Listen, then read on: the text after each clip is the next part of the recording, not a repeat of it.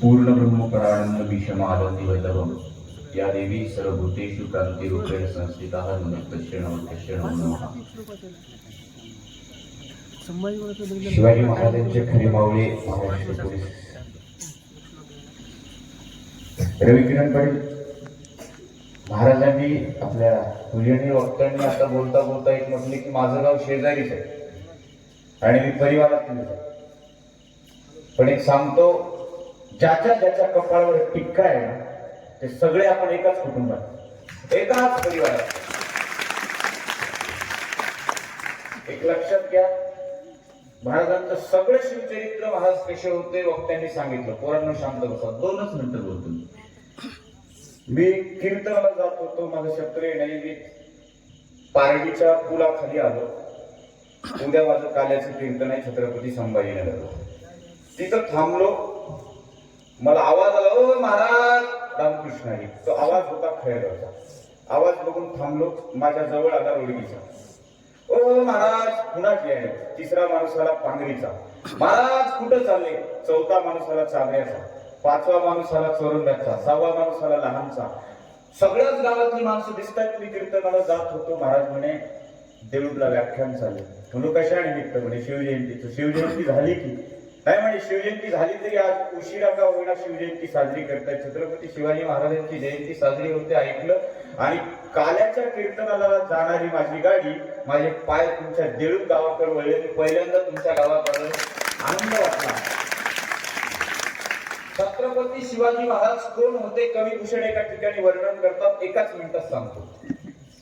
साजीच्या तुरंग सेन अंग में उमंग भरी सरेच्या शिवाजी जम जीतन चलत नदीनं तर मदगत रेणे किरलत आयला खेळ पहिले उसलत आहे. आता पुढे ऐका सांगतो. रविकिरण पाटील ऐकाच. राखी हिंदू आणि हिंदू आणतो तिलक राख्यो धर्म राख्यो हिंदू आणती छोटी रोटी राखी शिपन के गले में जनव राखे. संपला विषय. पुन्हा आता ऐका शिवाजी महाराज कोण होते. आई साहेब तुम्ही ऐका. देवल गिरावते फिरावते निशान अली ऐसे डूबे राव राणे सभी के गप्पी गौरा गणपति कटिय औरम को देखता मारी गई लगी पीरा पैगंबरा दिगंबरा दिखाई दे शीत की शिदाई गई रही बात रब की. आता पुढे ऐका. काशियों की कला गई मथुरा मस्जिद गई अगर शिवाजी ना हो तो सुन्नत होत सकती. हे जे शिवाजी महाराज असते ना, आज आपण या ठिकाणी तुम्ही आम्ही हिंदू म्हणून बसून नसतो. हा कार्यक्रम करण्याकरिता आम्हाला परमिशन घ्यावं लागली असते. त्या कोपर्डीला बलात्कार झाला होता. माता मौल्या ऐका. त्या कोपर्डीला बलात्कार झाला होता. सगळे पत्रकार फिरत होते, का झालं असं कुणालाच माहिती नव्हती. बातम्यावाले येत होते, मीडियावाले येत होते, पोलीसवाले येत होते, वकील येत होते, शोध लावत होते. शोध लागत नव्हता. संध्याकाळची वेळ होती. एका पत्रकाराची गाडी गावच्या वेशीवर थांबली. वेशीवर थांबल्याच्या नंतर एक म्हातारे बाबा दुधाची कॅन घेऊन जात होते.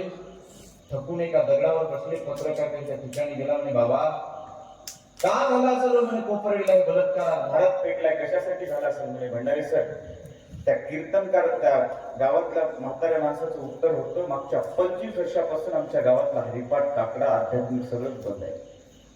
आणि या गावातला काकडा बंद असतो, ज्या गावातला हरिपाठ बंद असतो, ज्या गावात साधूंचा प्रवास कमी असतो. आता मी येत होतो, सगळे पोरं मला हसत होते, कारण माझ्याकडे बॅग होती. सगळे हसत होते.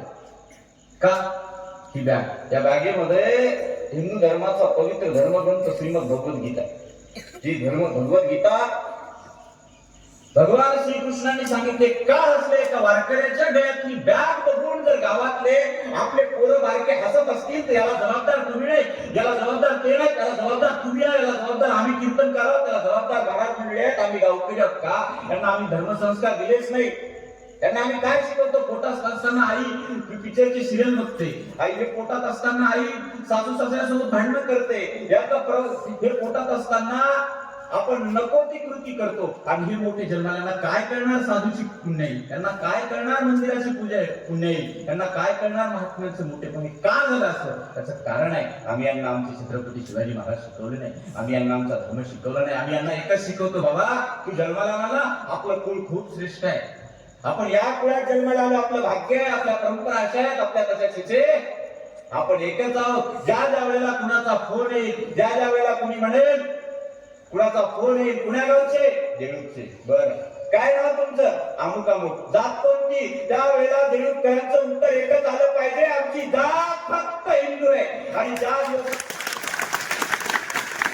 दिवशीपर्यंत आम्ही असं म्हणणार नाही ना, ज्या दिवशी तुम्ही म्हणसाल मी मराठ्याचा आहे, मी पाटलाचा आहे, मी देशमुखाचा आहे, मी ब्राह्मणाचा आहे, मी साळ्याचा आहे, मी कोळ्याचा आहे, तोपर्यंत तुम्ही असे राहणार. आणि ज्या दिवशी तुम्ही म्हणाल आमची जात हिंदू आहे, त्यावेळेला हा ध्वज खूप मोठी पकड राहील पाहिजे. त्यामुळं मी काही प्रमुख वक्ता नसल्यामुळे जास्त बोलणार नाही. याच तत्वावर आपल्या मुलांना धर्मसंस्कार समजावे, आमच्या परंपरा समजाव्या, पोरं निर्वेशनी राहावे, त्या पोरांना आई वडिलांविषयी आदर राहावा. या तत्वावर आम्ही दरवर्षी वारकरी बालसंस्कार शिबिर आयोजित करत असतो. त्याला 500 ते 600 विद्यार्थी पूर्ण जिल्ह्यातले येतात.